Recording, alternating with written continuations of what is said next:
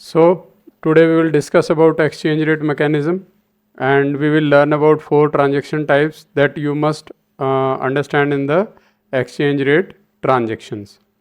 So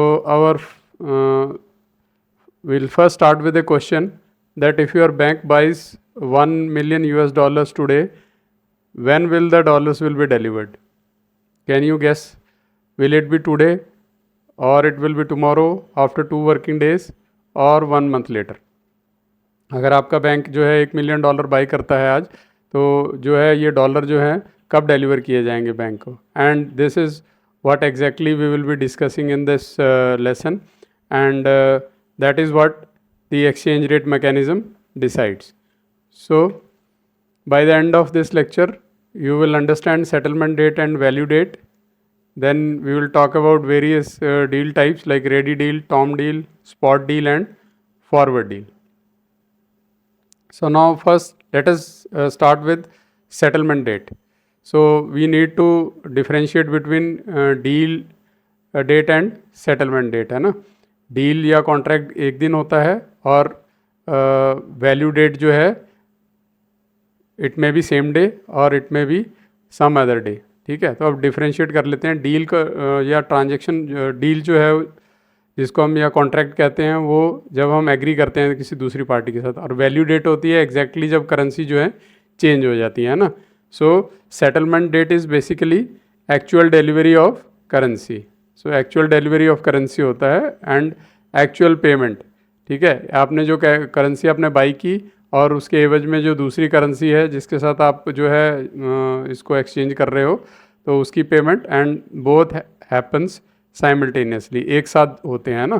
तो settlement date पे क्या होता है, ये 3 एक्शन होते हैं ना. डिलीवरी होती है करेंसी की, एक्चुअल पेमेंट होती है अनदर करेंसी की, and they happen simultaneously. So इसको हम वैल्यू डेट भी कहते हैं ना. So value date is basically settlement date. Value date और सेटलमेंट डेट एक ही चीज़ है ये. और इस दिन क्या होता है, करेंसी को हम डिलीवर करते हैं और हमारी पेमेंट जो है डन हो जाती है. That means we complete the transaction.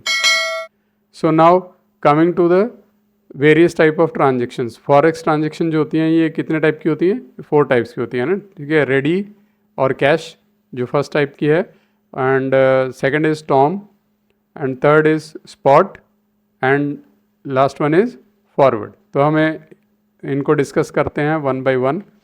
So first is ready और कैश.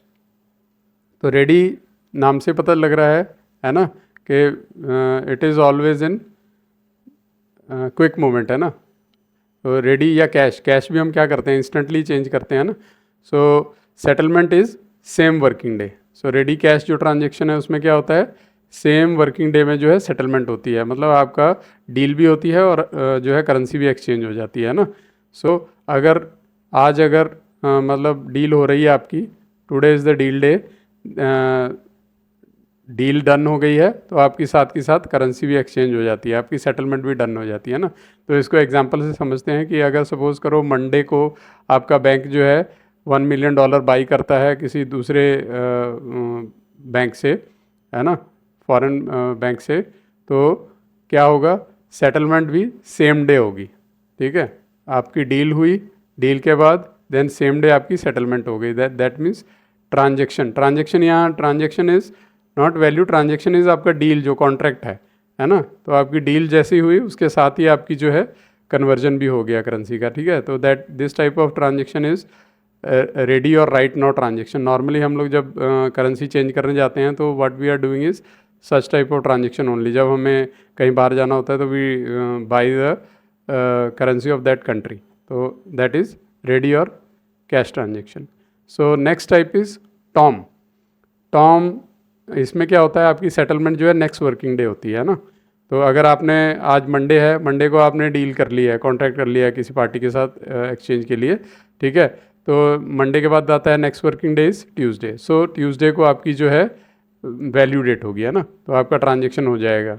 ठीक है, यहाँ ट्रांजेक्शन आप इनिशिएट करते हो और ट्यूसडे को जो है कंप्लीट करते हो उसको. और इफ़ जो है आपका ट्यूसडे हॉलीडे है, देन दिस ट्यूसडे की जगह वो वेडनेसडे हो जाएगा, है ना.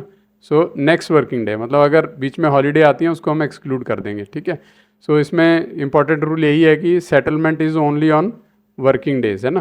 तो वर्किंग डेज पे आपकी जो है सेटलमेंट होती है।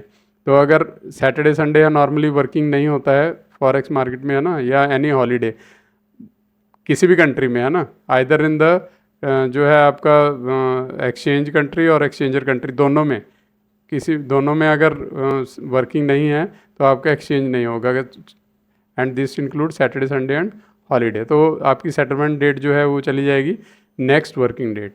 सो ये शॉर्टकट है कि आप टॉम को ऐसे याद रख सकते हो, Tom means tomorrow. So next is spot. तो स्पॉट में क्या होता है, spot is settlement is on second working day, ठीक है। जिस दिन आपकी डील हुई, डील के बाद एक दिन छोड़ के अगला, है ना। लाइक मंडे को आपको जो है आपने डील डन की है कि हम करेंसी जो है एक्सचेंज करना चाहते हैं, तो ट्यूसडे आपका फर्स्ट डे हो जाएगा, first day is Tuesday, then उसके बाद आपका जो है नेक्स्ट इज़ वेडनेसडे। तो ये हो गया आपका डील +2, है ना। तो दैट इज़ वेडनेसडे। और अगर वेडनेसडे को हॉलीडे होगी then it will be the next working day, ठीक है।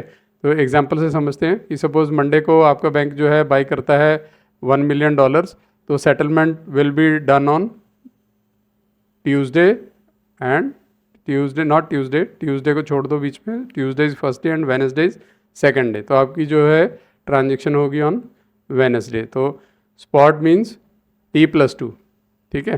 तो T+2 है इसमें, जिस दिन आप डील करते हो +2 डेज है, ठीक है। सो it is one of the most commonly used transaction on the forex exchange. तो हमेशा हम स्पॉट रेट्स की बात करते हैं, स्पॉट डील्स की बात करते हैं। So it is the de facto transaction on the forex exchange, ठीक है। So next coming to the forwards. तो अब जो फॉरवर्ड हैं, फॉरवर्ड के केस में जो सेटलमेंट क्या होती है, that is beyond spot, spot के बाद होती है, यानी स्पॉट प्लस। सो अगर आज आप ट्रांजैक्ट करते हो, आप डील करते हो, तो आपका नॉर्मली टाइमलाइन क्या रहेगा, 30 डेज, 60 डेज, 90 डेज, मतलब ये स्टैंडर्ड फॉर्मेट होता है। बट आप जो है you can take any day after spot. अगर स्पॉट के बाद एक दिन हो जाता है +1 डे, ये भी आपका जो है फॉरवर्ड में आ जाता है, ठीक है। तो फॉरवर्ड क्या है, that is transaction +3 days +3 days onwards, 3 day and उससे ज़्यादा, ठीक है। तीसरा दिन और उसके अलावा और आगे जितने भी दिन हैं, that all such type of transaction is forward transaction. तो यहाँ स्पॉट और फॉरवर्ड को हम कंपेयर कर लेते हैं। तो स्पॉट में क्या है, T+2 है, फॉरवर्ड में क्या है, बियॉन्ड T+2 है, ठीक है, बियॉन्ड T+2 के आगे, ठीक है। तो स्पॉट में क्या है, अगर इमीडिएट नीड है तो we go for a spot, और अगर फ्यूचर नीड है, हम प्लान करके चल रहे हैं 1 महीने बाद हमें कुछ एक्सचेंज करना है ना, या 2 महीने बाद हमें करेंसी एक्सचेंज की रिक्वायरमेंट है, so we go for forwards based upon our requirement, ठीक है। Next, now forward rate. तो फॉरवर्ड ट्रांजेक्शन तो ठीक है, बट अब इसके रेट जो हैं ये कैसे डिसाइड होते हैं, ठीक है। So again forward rate is spot rate. तो इसमें बेस रेट आपका स्पॉट रेट रहता है, ठीक है। अगर आपको फॉरवर्ड रेट डिसाइड करना है तो base rate is spot rate. तो उसमें हम जो है ऐड करेंगे प्रीमियम या डिस्काउंट। तो ये प्रीमियम डिस्काउंट जो है ये मार्केट फोर्सेस जो है डिसाइड करती है ना, कि आपकी करेंसी राइज होगी या आपकी करेंसी जो है डिवैल्यू होगी, ठीक है। तो based upon that either of this, either 1 और आइदर 2, ये इनमें से कोई एक रेट जो है स्पॉट रेट के साथ या तो ऐड होगा या माइनस होगा, ठीक है, डिपेंडिंग अपॉन के आपकी करेंसी प्रीमियम पे है या आपकी करेंसी जो है डिस्काउंट पे है। तो अभी ये प्रीमियम डिस्काउंट क्या है, अगर फॉरवर्ड रेट अगर आपका ज़्यादा है, forward rate is greater than spot rate, ठीक है, तो हम वो करेंसी को हम कहते हैं कि करेंसी इज़ एन प्रीमियम, तो वो प्रीमियम पे है करेंसी, ठीक है। फॉरवर्ड रेट अगर आपका ज़्यादा है, that means T+3 and onwards, अगर ये रेट ज़्यादा है आपके स्पॉट रेट से, तो हम कहते हैं कि करेंसी जो प्रीमियम पे है, यानी राइजिंग है। स्पॉट रेट जो था उससे बढ़ गया है तो we say that currency is premium. और अगर फॉरवर्ड रेट से कम हो गया है, forward rate is less than spot rate, then we say that it is the currency is at discount, ठीक है। तो मेमोरी ट्रिक है इसको याद रखने के लिए, क्या है कि प्रीमियम जो है, प्रीमियम अगर फ्यूचर रेट इज़ हायर, तो अगर करेंसी का फ्यूचर रेट हायर है तो we say that currency is at premium. और अगर future rate discount, that means future rate lower है, तो currency is at discount. So यहाँ पे अब there is another important topic that is cross rate. So कई बार क्या होता है कि डायरेक्टली जो है दो करेंसी के जो एक्सचेंज रेट हमारे पास नहीं होते हैं. So what we do is we go for a cross rate. ठीक है. So when currency pair is not directly available then we calculate cross rates. तो इसमें होता क्या है, एग्जाम्पल से समझते हैं. सपोज वी नीड यूरो को हम रुपी में कन्वर्ट करना चाह रहे हैं ना. तो यूरो वर्सेस रुपी का हमें रेट चाहिए. तो बट हमारे पास क्या है, हमारे पास है डोमेस्टिक मार्केट में US dollar versus Indian rupee. तो ये बहुत कॉमन है, ये तो हमारे पास है. तो ये जो हम रेट हैं एक और ले लेंगे यूरो जो है यूरो वर्सेस यूएसडी, ये वाला हम एक रेट ले लेंगे. कहाँ से? इंटरनेशनल मार्केट से. ये मिल जाएगा हमें ना. तो इंटरनेशनल मार्केट से लेके दोनों को क्रॉस करेंगे तो यानी मल्टीप्लाई करेंगे तो what will get is will get the resultant euro versus Indian rupees. तो ये हमें कन्वर्जन रेट मिल जाएगा. और ये जो क्रॉस रेट है ये CIB का फेवरेट है. तो इसमें बहुत सारे क्वेश्चन आते हैं, न्यूमेरिकल्स भी आते हैं क्रॉस रेट के. ठीक है, that will discuss in the upcoming classes. Now next is bid and offer rate. तो ये जो रेट हैं नॉर्मली हम जब बैंक डिस्क्लोज़ करता है या कोई भी जो फॉरेक्स इंस्टीट्यूशन है वो करता है तो वो बिड एंड ऑफर रेट के रूप में पेयर्स में हम इसको मतलब रेट को दिखाते हैं ना.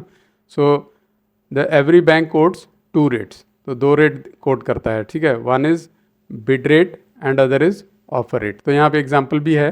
तो अगर हम किसी को कोट करते हैं, जब हमसे कोई पूछता है कि भाई रेट क्या है आज के, तो हम ऐसे कोट करते हैं इसको ना.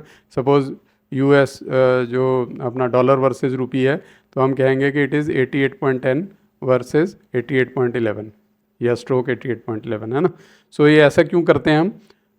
एक हमारा होता है इसमें buying rate is bid rate. तो B से बिड, B से बाइंग है ना. सो फर्स्ट वाला जो होता है जो है ये that is bid rate and this is offer rate और आस्क रेट है ना. सो bid and ask.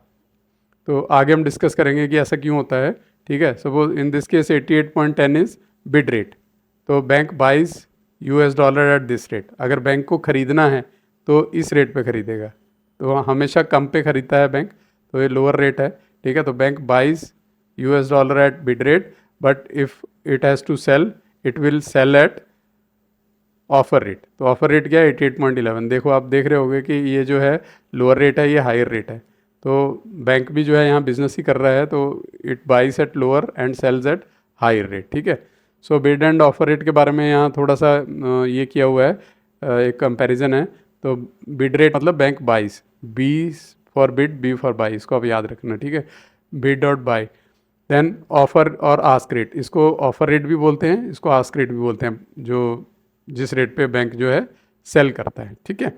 So then bid rate is buying rate, currency buying rate. Bank की तरफ से हम बैंक के नज़रिए से सोचेंगे. बैंक अगर बाई करता है तो बिड रेट है, और बैंक अगर सेल करता है तो सेलिंग रेट है ना.